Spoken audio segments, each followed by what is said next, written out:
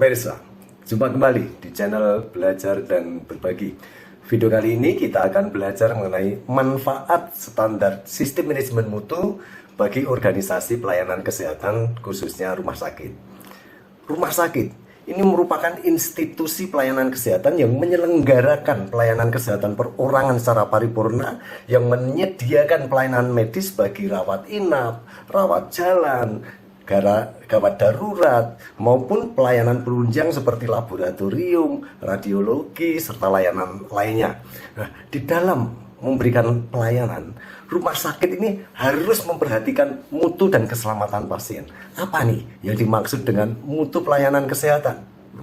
Mutu pelayanan kesehatan ini antara lain meliputi pelayanan yang aman, tepat waktu, efisien, efektif, berorientasi pada pasien, adil, terintegrasi, dan sebagainya. Nah, bagaimana nih caranya untuk memenuhi mutu pelayanan di rumah sakit? Pemenuhan mutu pelayanan di rumah sakit ini dilakukan dengan dua cara, yaitu peningkatan mutu secara internal dan peningkatan mutu secara eksternal.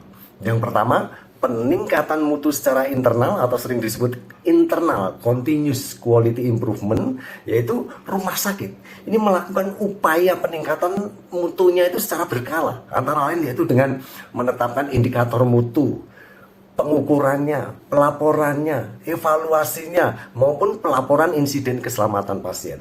Dan bagi rumah sakit, peningkatan mutu secara internal ini merupakan faktor yang penting untuk menjamin mutu pelayanan kesehatan.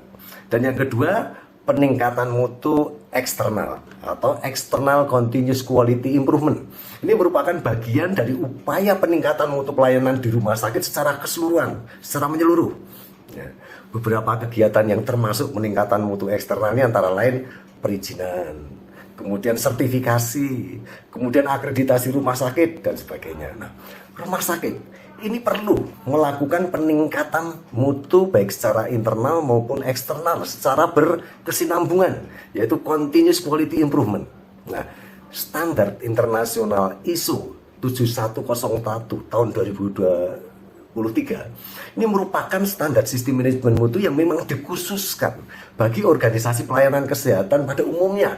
Ini termasuk meliputi tentu saja antara lain rumah sakit, sistem pelayanan kesehatan publik dan swasta, klinik, organisasi non-pemerintah, dan lembaga yang menyediakan layanan kesehatan. Nah, standar tersebut ini dapat digunakan untuk meningkatkan mutu pelayanan kesehatan baik yang tadi secara internal maupun secara eksternal. Mau tahu penjelasannya mengenai standar ISO 7101?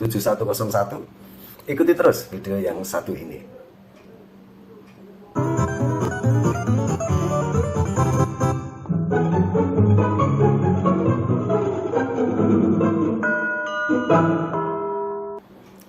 Pemirsa, upaya peningkatan mutu pelayanan rumah sakit dan keselamatan pasien ini merupakan faktor yang sangat penting untuk mencapai tata kelola rumah sakit dan tata kelola klinis yang baik. Organisasi layanan kesehatan atau healthcare organizations ini telah menghadapi tantangan yang signifikan, seperti misalnya berkurangnya sumber daya keuangan, kekurangan tenaga kerja kompeten, peningkatan jumlah orang yang membutuhkan layanan sebagai akibat dari penuaan populasi, meningkatnya angka penyakit kronis, kurangnya data untuk pengambilan keputusan, kurangnya peralatan medis dan obat-obatan, dan sebagainya. Nah, tantangan layanan kesehatan dan rumah sakit tersebut ini merupakan tantangan saat ini dan di masa mendatang. Nah, untuk menghadapi tantangan tersebut tentu saja diperlukan langkah-langkah yang berani dan inovatif untuk meningkatkan kualitas layanan kesehatan di rumah sakit, untuk meningkatkan kepuasan pengguna layanan seperti pasien, dan untuk memberikan solusi berkelanjutan di dalam merespon tantangan kesehatan pada saat ini maupun di masa depan tersebut. Maka organisasi pelayanan kesehatan seperti rumah sakit ini perlu untuk menerapkan sistem manajemen mutu yang memang dikhususkan bagi organisasi layanan kesehatan. Nah, di dalam menjelaskan persyaratan sistem manajemen mutu yang memang dikhususkan bagi rumah sakit atau organisasi layanan kesehatan, tentu saja saya menggunakan berbagai referensi. Antara lain, ISO 7101 2023 mengenai Healthcare Organization Management System for Quality and Healthcare Organization Requirements. Standar ISO 7101 ini akan memberikan persyaratan mengenai sistem manajemen mutu dalam organisasi layanan kesehatan. Oleh karena itu, target audiens standar ISO 7101 ini sangat luas, yaitu meliputi organisasi atau entitas layanan kesehatan yang bertujuan untuk meningkatkan kualitas penyediaan layanan kesehatan dan hasil layanannya. Audiens standar ISO 7101 tersebut ini bisa meliputi misalnya dari Kementerian Kesehatan, sistem layanan kesehatan publik dan swasta, rumah sakit, klinik, organisasi non-pemerintah, dan lembaga-lembaga yang menyediakan layanan kesehatan, dan masih banyak lagi. Standar ISO 7101 disusun sesuai dengan persyaratan ISO terkait dengan standar sistem manajemen. Oleh karena itu, persyaratan di dalam standar tersebut mencakup struktur yang sudah diselaraskan, mencakup teks inti yang identik, dan mempunyai istilah-istilah umum sesuai dengan definisi-definisi inti yang dirancang untuk memberikan manfaat bagi pengguna yang ingin menerapkan berbagai standar sistem manajemen, atau sering disebut sebagai sistem manajemen yang terintegrasi. Standar ISO 7101 ini berisi persyaratan yang digunakan untuk menilai kesesuaian. Organisasi yang ingin menunjukkan kesesuaian terhadap standar tersebut ini dapat melakukannya dengan berbagai cara. Misalnya yang pertama, dengan membuat self-declaration atau deklarasi mandiri. Yang kedua, bisa juga meminta konfirmasi kepada pihak-pihak yang berkepentingan seperti pengguna layanan. Yang ketiga, misalnya bisa juga cari konfirmasi atas self-declaration yang dibuatnya kepada pihak di luar organisasi atau di luar rumah sakit. Yang keempat, bisa juga mengupayakan sertifikasi atau registrasi dari sistem manajemen mutu yang diterapkannya. Tentu saja ini dilakukan oleh organisasi eksternal. Apa nih tujuan menerapkan sistem manajemen mutu di rumah sakit? Tujuan menerapkan sistem manajemen mutu di dalam organisasi layanan kesehatan seperti rumah sakit ini banyak. Antara lain, organisasi ingin menciptakan budaya kualitas di dalam rumah sakit. Atau yang kedua, yaitu ingin menerapkan sistem layanan kesehatan berbasis pada masyarakat. Ini seperti meliputi rasa hormat, kasih sayang, kesetaraan, martabat, dan sebagainya. Atau ingin mengidentifikasi dan mengatasi risiko. Yang keempat, yang mempunyai tujuan untuk memastikan keselamatan dan kesejahteraan pasien. Yang kelima, yang ingin mengontrol penyampaian layanannya melalui proses-proses terdokumentasi dan informasi yang terdokumentasi. Yang keenam, yang bertujuan untuk memantau dan mengevaluasi kinerja klinis dan kinerja non-klinisnya. Yang ketujuh, yang ingin terus-menerus meningkatkan atau memperbaiki proses dan hasilnya, dan sebagainya.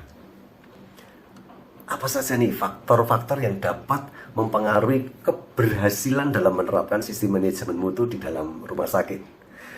Keberhasilan sistem manajemen mutu di dalam rumah sakit atau di dalam organisasi layanan kesehatan ini sangat tergantung pada komitmen di seluruh tingkatan dan fungsi organisasi.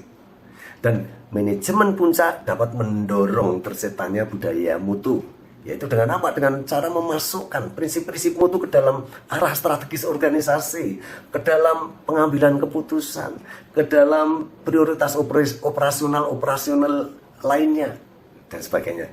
Nah, keberhasilan menerapkan ISO 7101 ini dapat memperlihatkan kepada pihak berkepentingan bahwa di dalam rumah sakit tersebut terdapat sistem manajemen mutu yang efektif. Nah, tingkat rincian, tingkat kompleksitas sistem manajemen mutu di dalam rumah sakit tentu bervariasi. Ini sangat tergantung pada apa nih?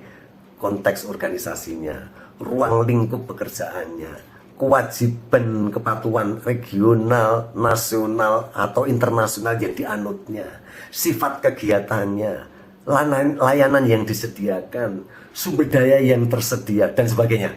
Nah, pendekatan sistem manajemen mutu di rumah sakit ini didasarkan pada konsep PDSA, Plan, Do, Study, Act, atau perencanaan, pelaksanaan, studi, dan tindakan perbaikan. Nah, model PDSA ini memberikan proses yang berulang-ulang yang digunakan oleh rumah sakit untuk mencapai perbaikan berkelanjutan melalui siklus pengukuran kerja dan penilaian perubahan yang berkelanjutan. Penjelasan lebih detail mengenai PDSA nanti dapat dilihat di dalam video yang terpisah. Kenapa nih rumah sakit perlu menerapkan sistem manajemen mutu berdasarkan ISO 7101? Standar ISO 7101 ini disusun dengan tujuan untuk apa? Untuk menyediakan persyaratan berkualitas tinggi bagi organisasi yang menyediakan layanan kesehatan seperti di rumah sakit. Dan yang kedua yaitu untuk menetapkan persyaratan sistem manajemen mutu bagi organisasi layanan kesehatan seperti rumah sakit tersebut. Oleh karena itu, standar ISO 7101 sangat bermanfaat bagi rumah sakit yang ingin, yang pertama, rumah sakit yang ingin memperlihatkan kemampuannya untuk memenuhi persyaratan pengguna layanan, untuk memenuhi pemangku kepentingan, untuk memenuhi persyaratan undang-undang, peraturan yang berlaku secara konsisten. Yang kedua, yaitu bagi rumah sakit yang ingin meningkatkan kepuasan pengguna layanannya selama berlangsungnya pelayanan dan yang ingin terus-menerus meningkatkan kualitas pelayanan kesehatannya.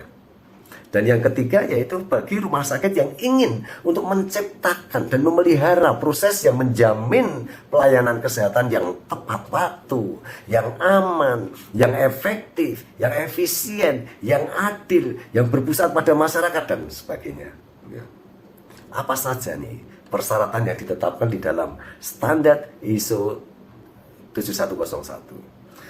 Persyaratan operasional di dalam standar ISO 7101 ini antara lain meliputi perencanaan dan pengendalian operasional. Yang kedua, pengelolaan dan pemeliharaan fasilitas layanan kesehatan, seperti misalnya perencanaan kontingensi untuk fasilitas dan layanan. Kemudian juga pemeliharaan peralatan dan lain-lainnya. Yang ketiga, yaitu tentang pengelolaan limbah. Ini bisa meliputi tentang bagaimana pengurangan limbahnya, bagaimana tanggung jawab terhadap lingkungannya, dan sebagainya. Yang keempat, yaitu persyaratan terkait dengan penanganan dan penyimpanan material atau bahan-bahan yang ada di dalam rumah sakit. Yang kelima, itu persyaratan tentang penanganan barang-barang milik pengguna layanan seperti dari miliknya pasien. Yang keenam, ini terkait dengan persyaratan dalam menerapkan teknologi baru yang sedang berkembang. Yang ketujuh yaitu persyaratan untuk menangani desain layanan di bidang kesehatan. Yang kedelapan yaitu persyaratan yang terkait untuk mengelola perbekalan dan layanan dari pihak eksternal atau penyedia eksternal. Yang kesembilan yaitu persyaratan untuk pengelolaan penyediaan layanan. Dan yang ke-10 ini persyaratan yang terkait dengan pelayanan yang berpusat pada masyarakat. Ini meliputi apa saja? Evaluasi kepuasan pelanggan, pelayanan penuh kasih sayang, inklusivitas dan keberagaman, literasi kesehatan, produksi bersama, kesejahteraan, dan sebagainya. Nah, yang ke-11 ini terkait persyaratan tentang etika. Yang ke-12 ini persyaratan terkait dengan keselamatan pasien. Ini bisa meliputi misalnya pengetahuan dan pembelajaran mengenai keselamatan, bagaimana identifikasi pasien, bagaimana keamanan pengobatan, bagaimana keamanan pembedahan, bagaimana persyaratan pencegahan dan pengendalian infeksi, bagaimana tentang pencegahan jatuh, pencegahan luka tekan, pencegahan tromboemboli, bagaimana persyaratan tentang keamanan diagnostik, bagaimana persyaratan tentang transfusi darah, dan sebagainya. Ya, mengenai pembahasan persyaratan operasional tersebut nanti dapat dilihat di dalam video-video yang terpisah. Ya, demikian tadi kita sudah belajar untuk mengenal manfaat sistem manajemen mutu di dalam organisasi layanan kesehatan seperti rumah sakit. Semoga bermanfaat. Jumpa kembali di video selanjutnya dengan topik yang berbeda. Sampai jumpa.